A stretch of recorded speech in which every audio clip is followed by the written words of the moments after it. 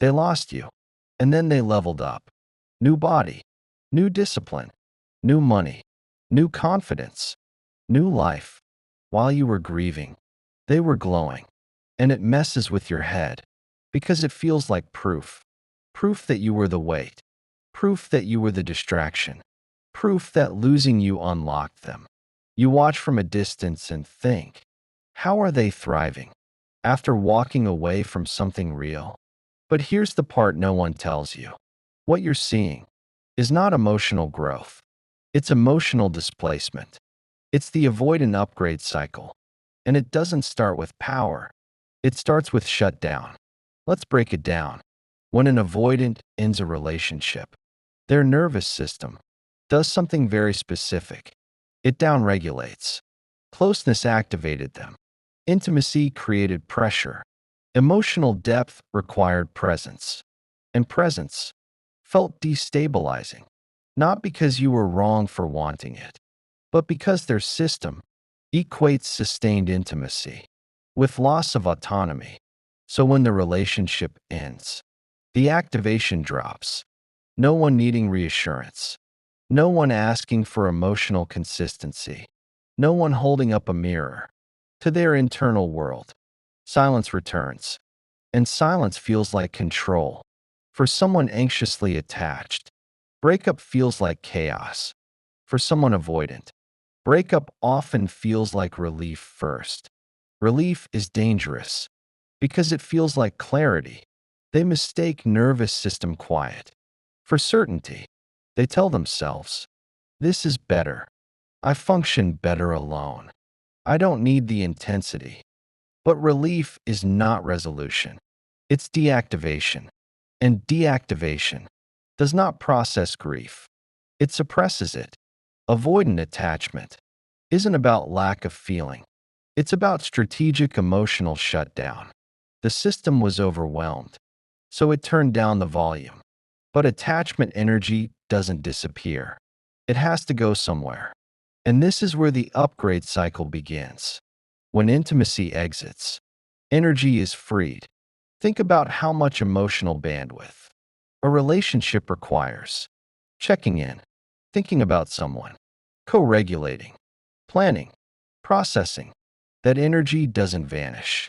After a breakup, it gets redirected, and avoidants redirect into performance. Because performance feels clean, clear goals, measurable outcomes, no emotional ambiguity. The gym becomes therapy. The grind becomes regulation.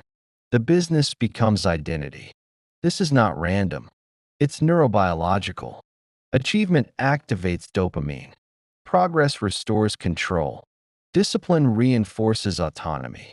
Everything intimacy threatened. Achievement rebuilds. Autonomy, self-sufficiency, independence.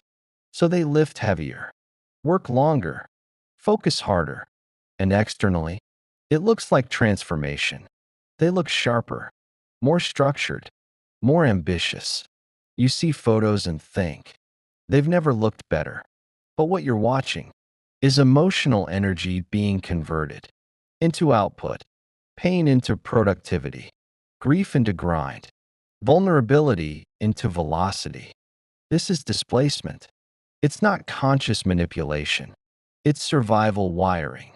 Their system learned long ago that attachment equals risk, but achievement equals safety.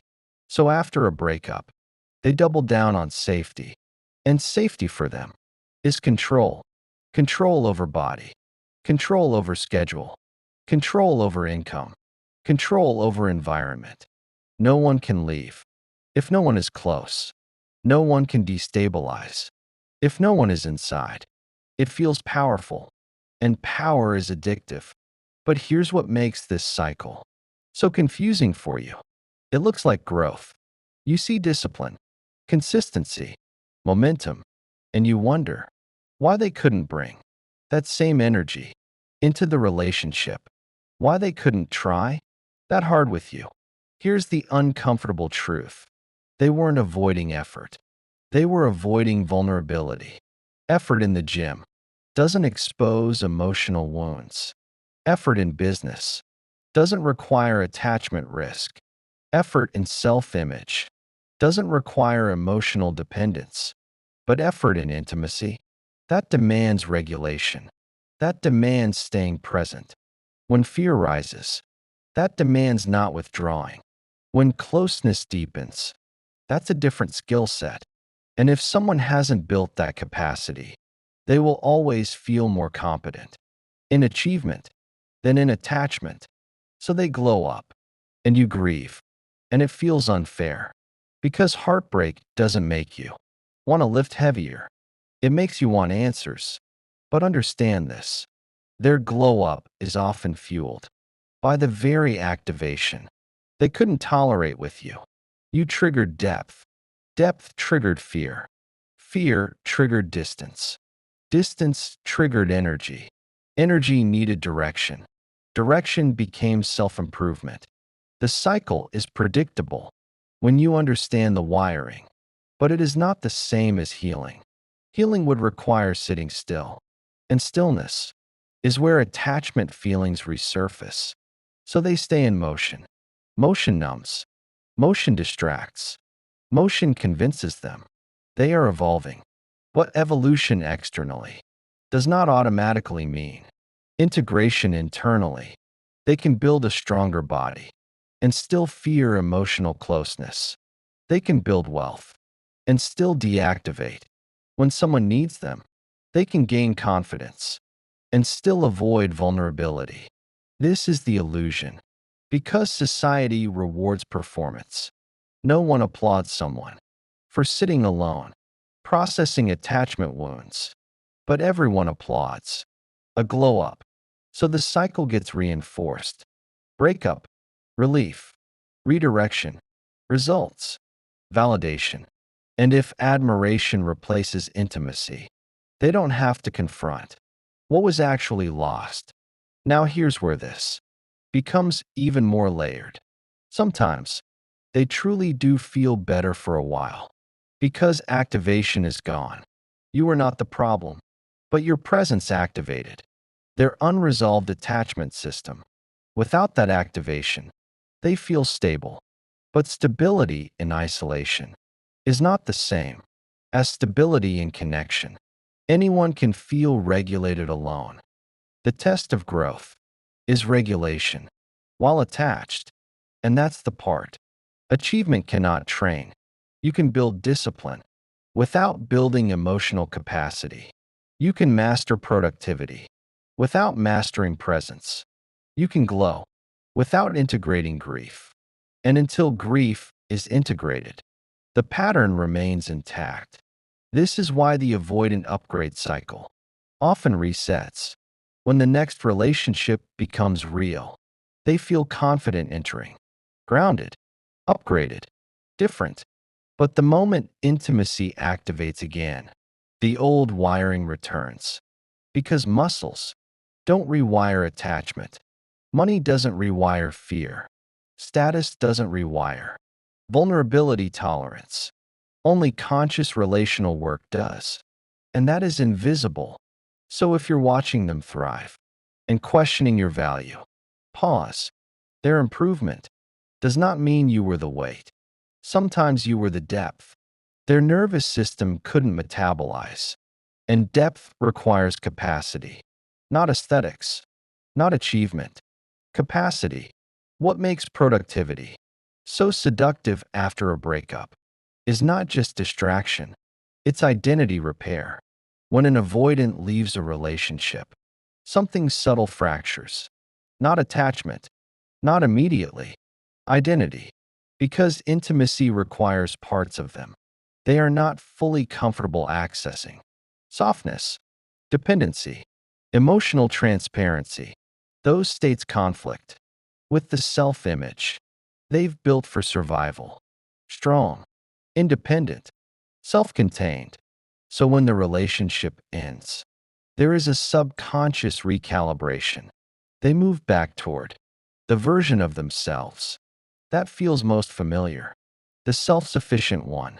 And productivity becomes the fastest way to re-anchor that identity. The gym is predictable. Work is measurable. Money is controllable. You either lift the weight or you don't. You either close the deal or you don't. There's no emotional ambiguity. Intimacy, on the other hand, is ambiguous by nature. You can love someone and still feel afraid. You can care deeply and still feel overwhelmed. You can want closeness and still crave distance. That duality destabilizes avoidant wiring. Achievement eliminates duality. It's linear. Do the work. Get the result. So after losing you, they narrow their focus. Because narrow focus feels like strength. And the more they focus externally, the less they have to feel internally. This is why their glow up can feel so dramatic. They aren't splitting energy anymore. No emotional conversations. No processing. No vulnerability spikes. All bandwidth goes toward output. And concentrated bandwidth creates visible acceleration. You see discipline, but underneath discipline is compression, emotion compressed into drive, attachment energy converted into ambition. It works, at least short term, because dopamine is powerful, progress is addictive, and admiration from others is a clean substitute for intimacy. Admiration doesn't require reciprocity. It doesn't require emotional risk. It doesn't ask them to expose fear. It simply validates performance. And for someone uncomfortable with relational depth, validation without vulnerability feels like the perfect arrangement. This is where illusion strengthens. They start to believe they've outgrown the relationship because externally, their life looks elevated. Better habits, better body, better results. But elevation in status is not the same as evolution in attachment. If the core discomfort with closeness has not been examined, it remains intact. It just goes dormant. And dormancy can look like peace, especially when no one is triggering attachment. You have to understand something critical. Avoidants don't fear love. They fear the loss of control. That love threatens. In achievement, control increases. In intimacy, control must be shared. Shared control is vulnerability. So they choose the arena where they feel most competent, not because they are shallow, because competence regulates anxiety. When they master something measurable, their nervous system settles. They feel effective, capable, grounded. But competence in achievement does not automatically translate to competence in emotional attunement. That requires staying present when discomfort rises, and discomfort always rises when attachment deepens. This is why their glow up can coexist with emotional stagnation. They can build a powerful exterior life while their attachment style remains untouched. And from the outside, no one questions it. Society celebrates grind. No one asks, have you processed your grief? They ask, what's your routine? So the cycle is reinforced. Loss triggers activation. Activation feels overwhelming. Distance restores calm. Calm frees energy. Energy channels into goals. Goals produce results. Results produce praise. Praise reinforces avoidance. And the deeper attachment work gets postponed. Postponed doesn't mean eliminated. It means deferred, which is why sometimes, months later, when the novelty of the glow up stabilizes, a different feeling creeps in. Stillness. And stillness is dangerous for someone who regulates through motion, because stillness allows suppressed attachment to surface. Memories return. Moments replay. Not always with regret. Sometimes with curiosity. Sometimes with quiet longing. But instead of moving toward that feeling, they often double down on output. More goals. More discipline. More upgrades. Because the identity of the self-improving individual feels safer than the identity of someone who feels lost deeply.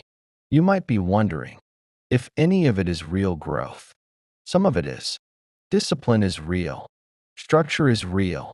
Skill development is real. But if emotional tolerance hasn't expanded, the relational pattern remains predictable. The next time intimacy requires depth, their nervous system will evaluate it through the same lens. Is this safe? Is this controllable? Is this threatening autonomy? If the answer feels uncertain, withdrawal will still feel like relief.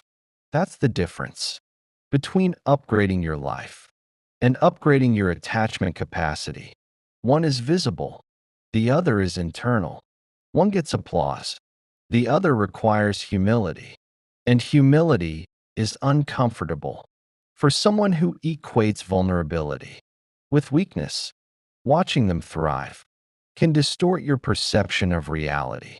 It can make you question whether love was holding them back. But love didn't block their potential. Love activated unresolved wiring. And activation exposes what performance hides. You didn't stunt their growth. You revealed their threshold. And instead of expanding the threshold, they chose the arena where thresholds don't get tested emotionally. That's not villainy. It's wiring. But wiring can only change through conscious work, not through aesthetics, not through hustle, not through admiration, through presence, through emotional endurance, through staying.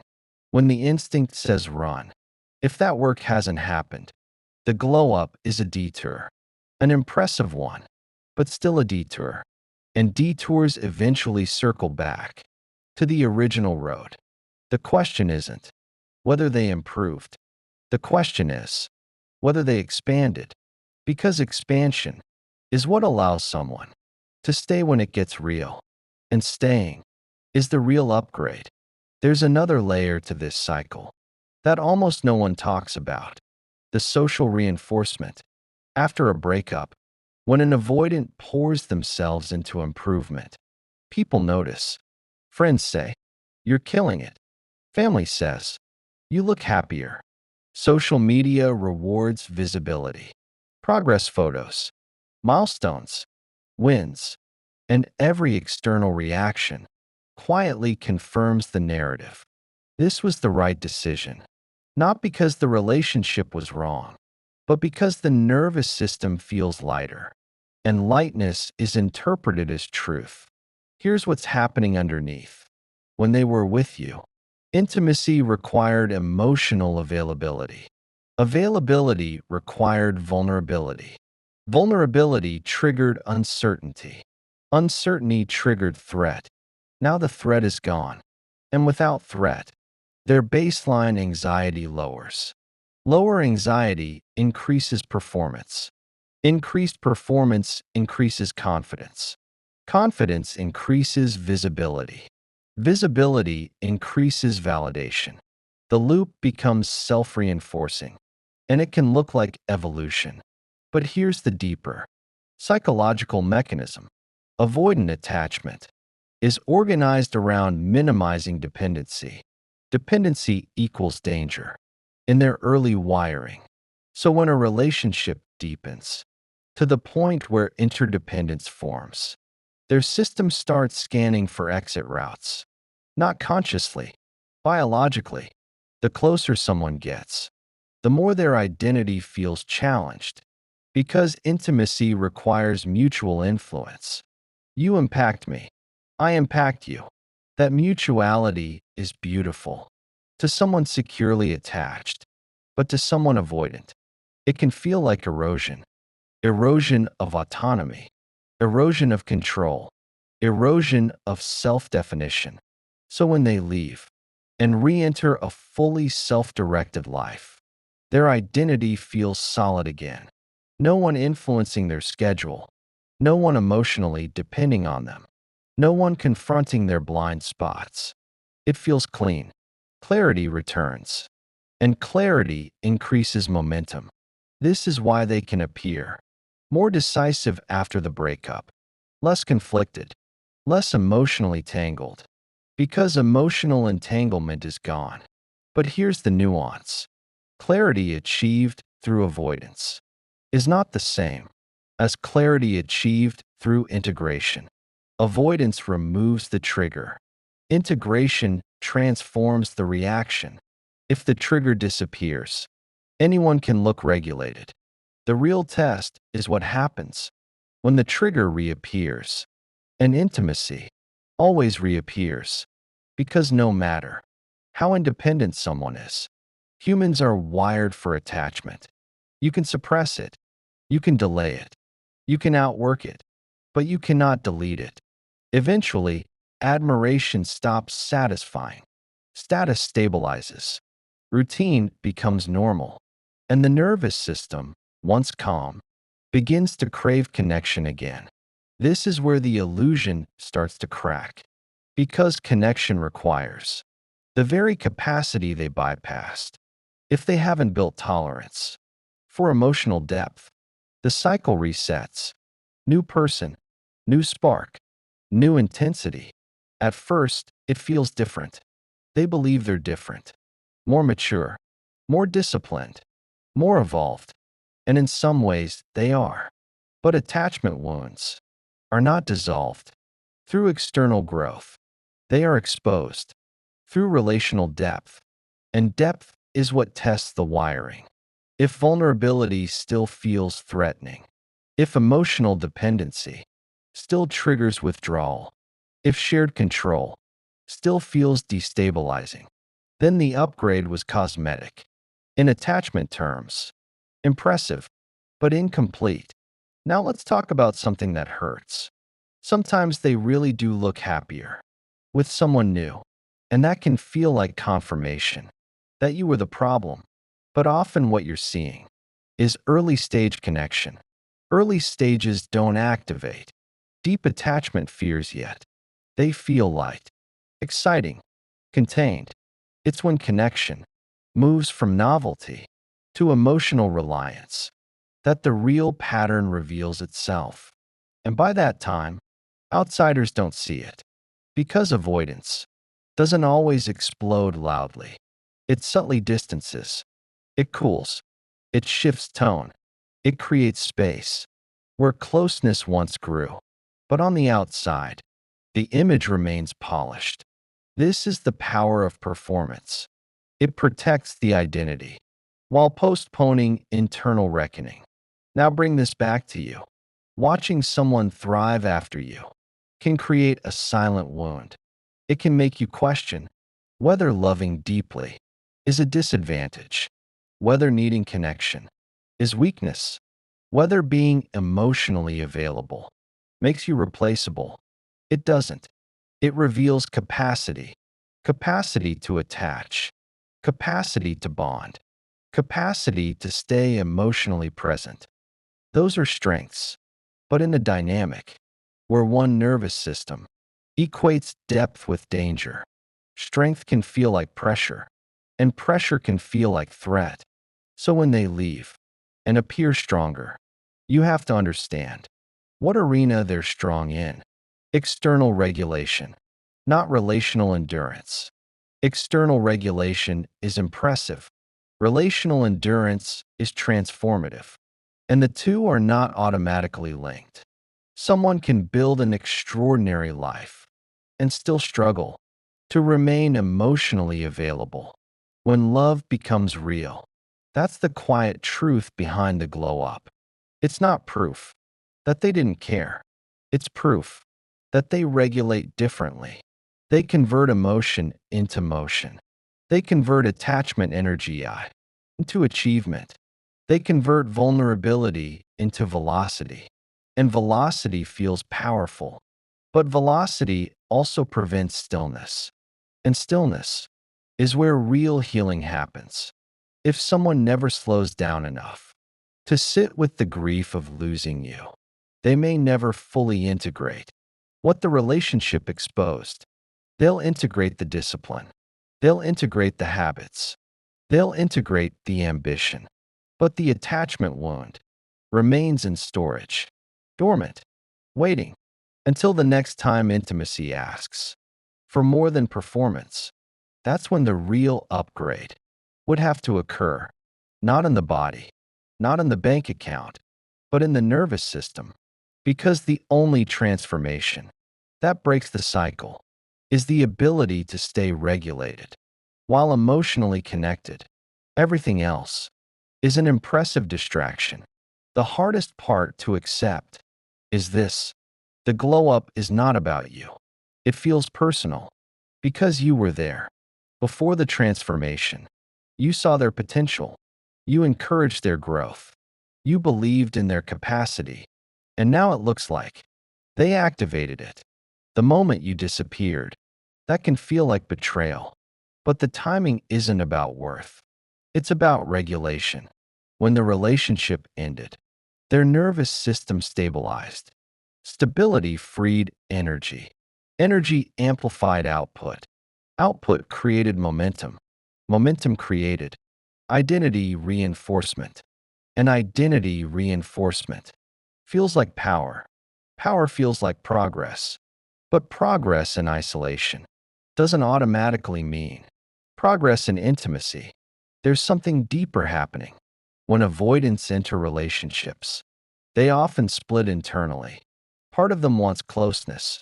Part of them fears engulfment. That internal split consumes energy. It creates subtle tension, even when things look calm on the surface. So when the relationship ends, that internal conflict quiets. No more push-pull inside. No more oscillation between desire and withdrawal. Just singular focus. And singular focus is potent. It's why they can appear sharper, less conflicted, more driven. But here's the question that matters. Have they learned to tolerate closeness without losing themselves? Or have they simply removed the scenario that tested them? Because anyone can feel secure when nothing challenges their attachment system. Security is not proven in solitude. It's proven in sustained intimacy. And that's where the illusion of healing often lives. They may genuinely believe they've grown. They feel stronger, more confident, more self-assured, and in certain domains, they have. But emotional expansion requires discomfort. It requires staying. When instinct says distance, it requires communicating. When silence feels easier, it requires allowing influence without interpreting it as control. If that work hasn't happened, the upgrade is external architecture built over the same internal wiring. And wiring determines relational outcomes, not aesthetics, not ambition, not social approval. Now let's address something even more uncomfortable. Sometimes the glow up is also fueled by ego repair. Losing someone who loved them deeply can create a quiet bruise, even if they initiated the breakup, because somewhere inside, they know intimacy was offered, and they couldn't sustain it. Instead of sitting with that inadequacy, they convert it into achievement. I'll prove I'm not lacking. I'll prove I'm high value. I'll prove I didn't lose anything. Success becomes anesthesia. Admiration becomes proof. But proof of value is not the same as intimacy capacity. One attracts attention. The other sustains connection. If they haven't expanded emotionally, their future relationships will still test the same threshold. And thresholds don't move through discipline alone. They move through exposure to emotional discomfort without retreat. That's the real upgrade. The ability to stay open when attachment activates. The ability to remain grounded when someone depends on you. The ability to tolerate influence without perceiving it as loss of self. That's rare, and it's invisible, which is why it's not celebrated publicly.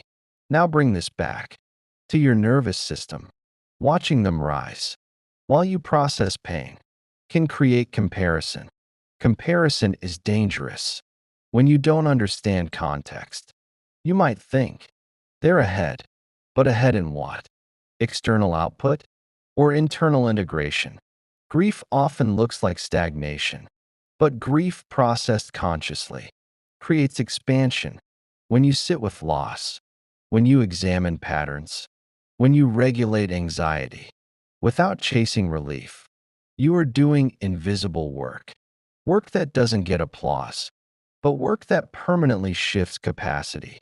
You are increasing tolerance for intimacy. You are strengthening regulation.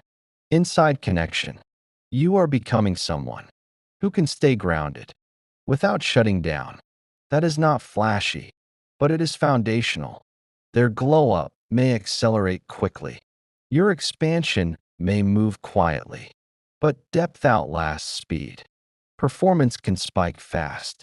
Integration builds slow, and slow growth tends to be stable. The avoidant upgrade cycle relies on motion, but motion cannot outrun attachment forever. Eventually, life slows, success plateaus, silence returns, and in silence, the nervous system remembers. Because attachment is not optional, it's biological. You can prioritize autonomy. You can glorify independence, but the human system is wired for connection. If connection continues to activate fear, that fear must be faced eventually. Otherwise, the cycle repeats. New person, new hope, new activation, new withdrawal, new glow up, over and over, until someone chooses internal expansion over external displacement. So if you're measuring your worth against their visible success, stop. Their transformation does not invalidate your value. It reflects their regulation strategy. You were not the obstacle.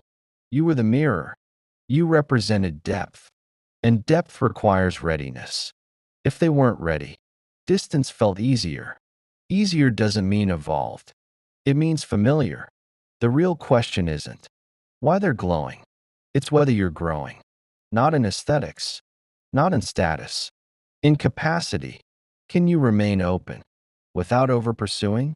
Can you stay grounded without shutting down? Can you choose someone who expands toward intimacy instead of away from it? That's the upgrade. That changes your relational future. Not becoming harder, not becoming colder, but becoming regulated. Because regulation lets you love deeply without losing yourself. And that is the only glow up that breaks the cycle. If this resonated, stay connected to this work, not to decode them, but to refine your discernment. Because once you understand the cycle, you stop being intimidated by performance and you start valuing capacity. And capacity is what sustains love. When it becomes real, there's one final layer to this cycle that changes everything. The glow up only looks powerful because you're seeing it from the outside. You're seeing output. You're not seeing tolerance. You're not seeing what happens when someone new asks for emotional depth. You're not seeing what happens when admiration fades and attachment activates again. Because here's the truth most people miss. Avoidants don't struggle with starting. They struggle with sustaining.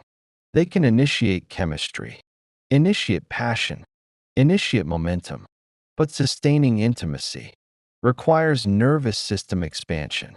And expansion cannot be faked. It shows up when conflict appears, when someone needs reassurance, when emotional dependency forms, when real attachment replaces novelty. That's when the true upgrade is tested. Not in the gym, not in business, not in aesthetics, in emotional endurance. Can they stay present without withdrawing? Can they tolerate closeness without reclaiming control? Can they let love influence them without interpreting it as weakness? That is the metric, and that metric is invisible until intimacy deepens. This is why the glow up can feel so destabilizing to you, because it looks like evidence. Evidence that they evolved. Evidence that they're better. evidence that losing you unlocked them. But what if losing you simply removed the trigger that exposed their limits? What if the relationship wasn't holding them back? It was revealing where their capacity stopped. You have to understand something quietly powerful. When someone improves after losing you, it doesn't automatically mean they outgrew you. Sometimes it means you activated something they weren't equipped to face. Depth exposes thresholds, and instead of expanding the threshold, they stepped out of the environment that tested it. That's not growth. That's strategic retreat. Impressive, productive, socially rewarded, but still retreat. Now here's where this turns back to you. If you respond to their glow up by hardening, you enter your own version of the cycle. You become less available, less open, less trusting. You tell yourself, you'll never be that vulnerable again. And slowly, you start regulating through distance too. Different strategy, same avoidance. That's the hidden danger.